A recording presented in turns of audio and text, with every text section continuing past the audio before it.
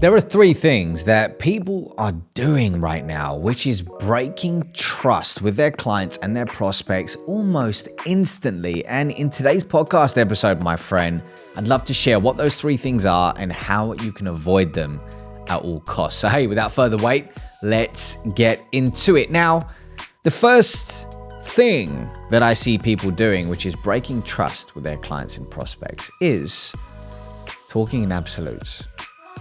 Talking in absolutes. And here's what I mean.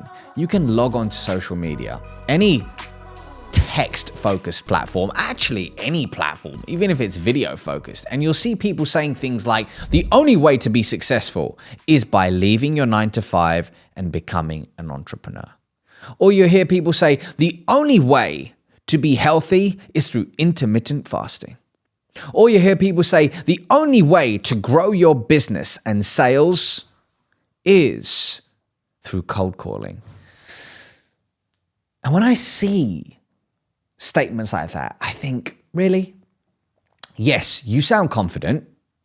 Yes, you sound like you have conviction in your message, which is great. However, the dark side of that is a true expert knows that every debate is nuanced. Everything is nuanced. So actually, in the wrong context, especially in a one-on-one conversation in person, talking in absolutes can be dangerous.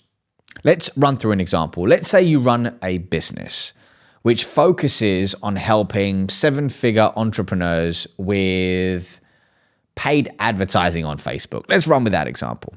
And you're on a call with somebody and you say, hey, the only way you're going to be successful right now is by running paid ads on Facebook.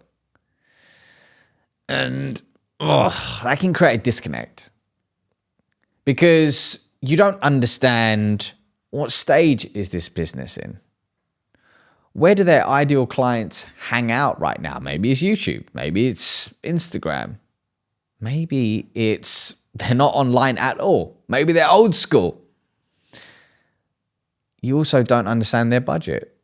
You also don't understand how much organic content they're doing right now. There are so many questions to ask before you get to provide a statement like that. So what I would say is talking in absolutes may be great for social media, for example, but a true expert realizes that everything is nuanced. So here's what you can do instead. You could say, okay, Jamie, given everything I've heard about when you started your business, the type of clients you serve, as well as what you've already tried, which hasn't worked, I would hypothesize that the next best step for you is to trial Facebook advertising for the next 90 days. And here's why. That makes you sound like an expert. That shows deep confidence. And for me, that shows a lot more expertise. When somebody understands that every conversation, every debate is nuanced, I think that's when you've got somebody who you can truly rely on to be your trusted guide. Now, what I will say, there is a time and place for talking in absolute. For example, if you have a social media post where there's, 100 words maximum, you don't have much opportunity to provide nuance and you can't caveat everything. So I do recognize that there's a time and place. Once again, this conversation is nuanced.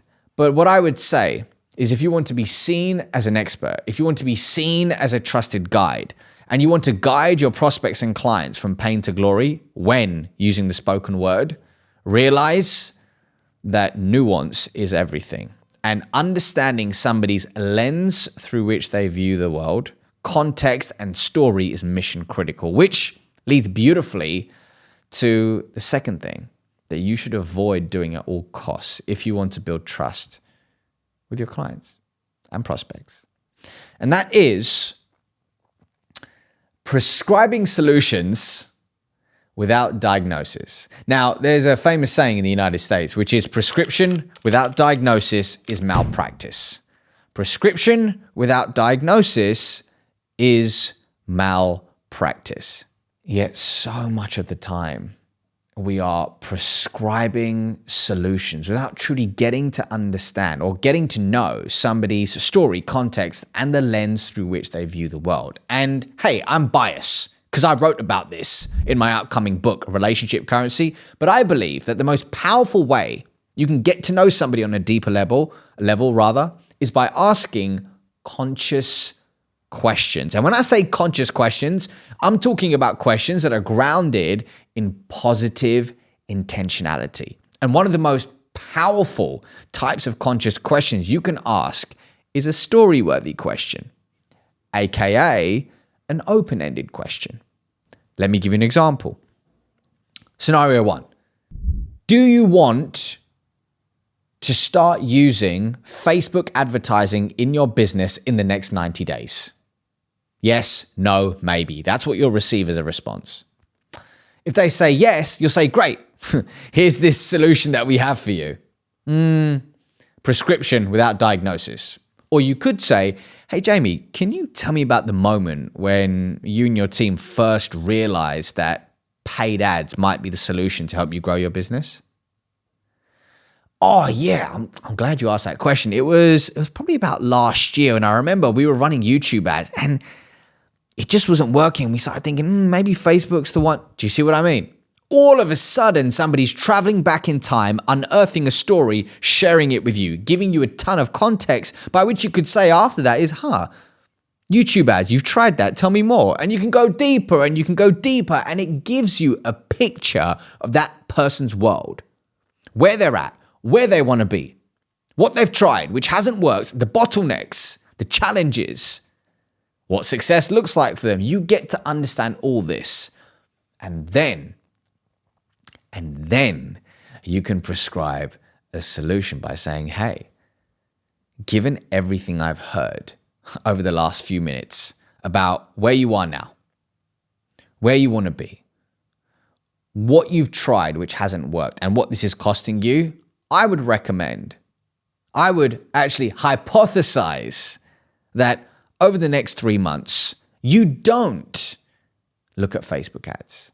And instead, you try an organic approach through your most potent platform, your strongest platform, which right now is LinkedIn. And then once you've tried that test, you have the data over the next 3 months to go deeper on organic on LinkedIn and how that impacts lead generation. Come back and we can take a look at it and have another conversation. Do you see the difference? Not only does your response have a lot more nuance, but you are not guiding them to something that directly impacts your bank balance. Well, actually, it does negatively. You're not guiding them to something or solution rather that positively impacts your bank balance, because that's what a trusted guide does. They're going to provide independent advice of what's best for you in that given moment. Versus going for a money grab. You feel me? So I say all this to say that diagnose the problem, the underlying root cause. Understand the lens through which somebody views the world, and then prescribe a solution. But remember that it's a hypothesis. It's a hypothesis. Because, yeah, you may have served 1,000 clients before, but no 1,000 clients are exactly the same. You may have a hypothesis that this will work because it's worked 99% of the time, but remember, it's a hypothesis. Finally, the third thing that I see all the time, which breaks trust with clients and prospects, is trying to be seen as perfect. Let me hit you with an example. Let's say you're on a call with a potential prospect and they ask you a really difficult question that you don't have an answer for. Now, you could lie. You could try and talk your way out of the situation. You can try and charm your way out of the situation, but that's just going to break trust at a level you've never seen before. Instead, try owning your truth by saying, hey, that's a really good question that I don't have an answer for. But what I will do, Jamie, is after our conversation, I'll do some digging to find you an answer. And if that fails, I'll ensure I loop somebody in from my team to get you an answer. Does that sound fair enough? By owning your truth, by staying in your zone of genius, and by showing up imperfect, you accelerate trust, you increase your credibility stock, and you give the person opposite you the permission to do the same. You give them the permission to show up imperfect, which breaks down barriers. Everybody's removing their mask, and it leads to a deeper level of intimacy in that relationship. If somebody, when they don't have an answer to a question, lies, and I find out later that they've lied, I mean, it's done. That relationship's done, really. Unless they own it with integrity afterwards. But if you're able to own it in the moment, stay in your zone of genius, that actually signals competence to me. I'm like, okay, they know where their zone of genius is, but they are now being resourceful in being the expert in finding me the expert. They're being the expert in finding me the expert, which is still adding value. As a result, they assume the role of a trusted guide. They assume the role of a trusted guide. And hey, speaking of trusted guides, that is habit 5 in my upcoming book, Relationship Currency, 5 Communication Habits for Limitless Influence and Business Success. That is habit 5. And it's called Become a Trusted Guide, where I share different ways in which you can communicate using the spoken word so you can be seen as a trusted guide in the eyes of your shareholders, team, employees, prospects, partners, customers, you name it. You name it. And if the idea of becoming a trusted guide really feels expansive and exciting to you, and you want to learn how to do it in a more intuitive fashion, then hey, head on down to the link in the description and click the link, which will take you to my pre-order page where you can purchase a copy of Relationship Currency before its release on the 4th of November, 2025. So hey, I hope you enjoyed today's episode, and I'll see you next week, same time, same place. Peace.